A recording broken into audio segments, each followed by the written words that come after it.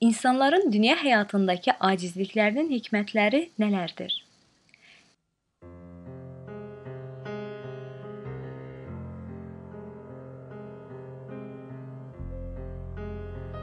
İnsanlara verilən bir çox fiziki zəifliklər vardır.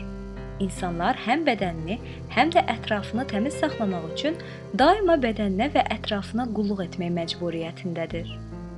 Bu qulluq üçün ayrılan vaxt həyatın çox böyük hissəsini əhatə edir. Ancaq insan nə qədər təmizlik və qulluq edirsə etsin, bu müvəqqətidir. Dişini fırçalayan insan bəlkə də 1 saat sonra heç fırçalamamış kimi olur. Duş qəbul edən bir adam yay vaxtı 1-2 saat sonra sanki heç duş qəbul etməmiş bir vəziyyətdə olur. Buradakı əsas məqam fiziki acizliklərlə doğulmamızın məqsədyönlü olduğunu qavraya bilməkdir.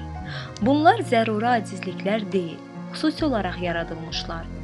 Eynilə, yaşlılıq və onunla birlikdə insanda baş verən dəyişikliklər də insana dünya həyatının müvəqqəti olduğunun düşünməsi, əksikliklərlə dolu olan dünyaya bağlanmaması və əsl yurd olan axirətə yönəlməsi üçün Allah tərəfindən xüsusi olaraq verilmiş acizliklərdir.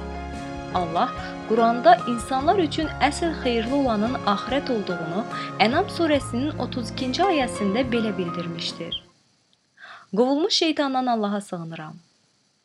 Dünya həyatı oyun və əyləncədən başqa bir şey deyildir. Müttəqilər üçün isə axirət yurdu daha xeyirlidir.